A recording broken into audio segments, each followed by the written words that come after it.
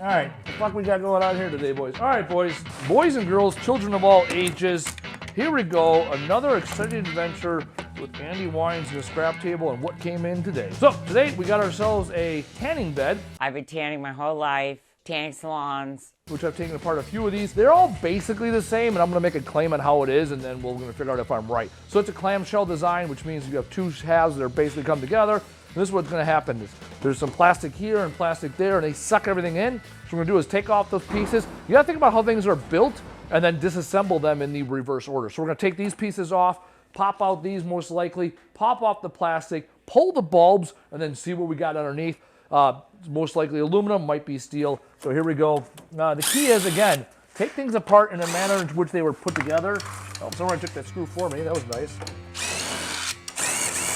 Oh, it's almost like I planned on it. All right, there we go. So you can already start to see the thing coming apart. I grabbed a few buckets right off the bat because I knew I was going to end up with plastic and some other stuff that is not going to go in my recycling bins. Get yourself a impact. I like using impacts versus traditional drills. They're faster. They only have one speed, fast. All right, we got our two pieces here. There's a brass fitting. And again, people are like, they'll ask me from time to time, like, hey, what does that do? I have no fucking clue. I don't care. I know it's metal, and I know I don't want it to go in the landfill. That's all I know. It's the first things first. When things start falling apart, take them apart. Don't fight the feeling. Yeah, it's plexiglass, not recyclable. At this point, I can get to the bulbs. I'm gonna pop the bulbs out because they're the most dangerous, hazardous part of this whole operation, and I don't want to start breaking them as I'm messing around with the rest of it. Full of mercury and whatnot. The inside of this bulb has mercury and some other not great stuff in it, and I don't want that stuff breaking and breathing. It's really that simple. What I know is they don't belong in the landfill.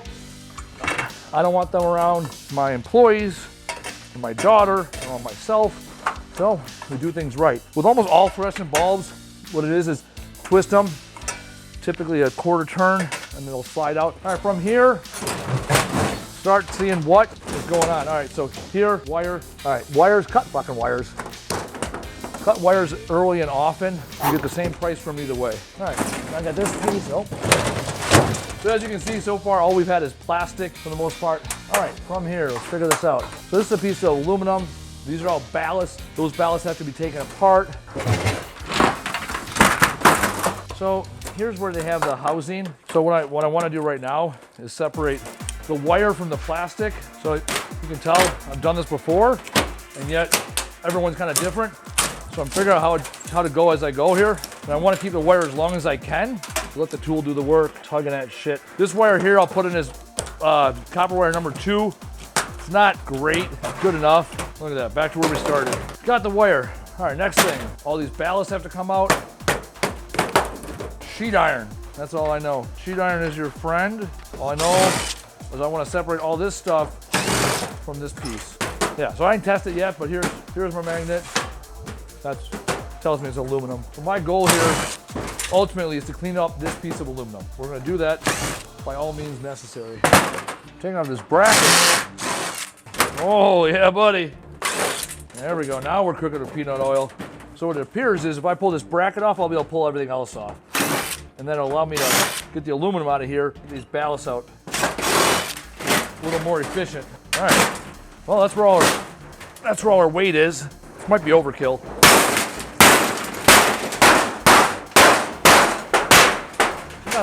You gotta find the rhythm. Find the rhythm, find the rhyme. Come on, Jamaica. It's bobsled time. That horse had no chance of...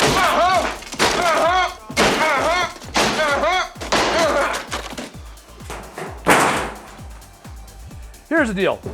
When it comes to a tool, people like, use the right tool for the job. Let me tell you something. If the tool fucking works, it's the right tool. Ain't that right, Casey? That's right. That's right. So one of the reasons why I left these pieces towards the end is because it gave it a little bit of rigidity. So when I hit it, it didn't just completely fall apart. So there's a little bit of method behind the madness. See, that's what happened. See what happened there? All right. All right. This is what we're after, boys and girls. This is the good stuff. These are the goods where I come from. That is clean aluminum extrusion. The only thing I have to do with this bad boy is cut it in half so it fits in my Gaylord. That's what we're here for, boys and girls. That is what we're here for. I put my coffee down somewhere. I don't know where I left it. All right, got our 2 pieces of aluminum. So here we have aluminum sheet. Look at that. I left 2 screws. I broke my own damn rule. All screws matter. So this here, nice piece of aluminum. It'll go in as aluminum sheet. Pound, maybe. This is gonna be a sheet aluminum. Again, hillbilly math. If you can bend it with your knee, if I didn't hit things, if you can bend it with your knee, I'm not that strong, then you know it's sheet aluminum. Can't bend it with your knee, probably aluminum extruding. All right, last thing I have here is take apart these ballasts. Actually, something like this. I'm gonna take in as is. All the ballasts are there. I'll take in as is. See what they say. You know what? Fuck it. I'll take it apart. I'll do the right thing. Like in my head, they probably don't care, but I'm a good man.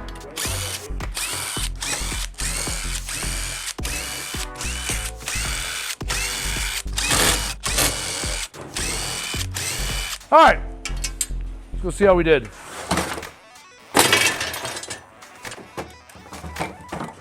Tear, empty bucket, 10 pounds even. Bucket of ballast, 40 pounds. There you go, 30 pounds worth of ballast. So, majority of the weight of that whole thing was these ballasts.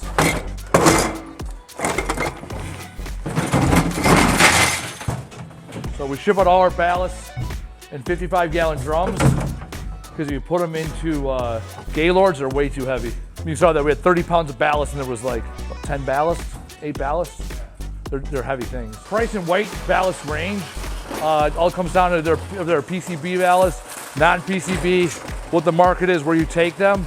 I've had to pay to get rid of ballast, and I've also gotten paid like 12, 15 cents a pound. Sheet iron here. 7 pounds of sheet iron, 12 cents a pound right now. That ain't hot. 84 cents worth of sheet iron. All right, aluminum extrudant, 60 cents a pound right now. 13 pounds, 60 cents a pound, $7.50. So 20 minutes into it, about $10. That's what a half of a tanning bed is worth. When you take the effort to do it right, at least get a little bit of boundary for it. Boundary? What the fuck is that word? Some boundary. Y'all got that boundary up in here? All right, so here we go. 20 minutes, $10 in scrap when it's all said and done. We did the right and responsible thing, and that's what's most important. There are times when it comes to junk removal that you're gonna have things that are wildly successful, and you have some things that aren't as successful. When it comes to taking apart a tanning bed, it's a cash flow negative or cash flow break-even endeavor. However, it is the right thing to do. So I challenge everybody out there, when you're removing items from people's houses, figure out how to take them out, how to take them apart, how to keep as many materials out of landfills as possible, and over time, your business is gonna grow because you're the professional in your service area. Go out there, do the right thing, support your environment. I don't fucking know. Go out there and fucking make your money doing recycling. That's the fucking truth. Make that goddamn clip right there.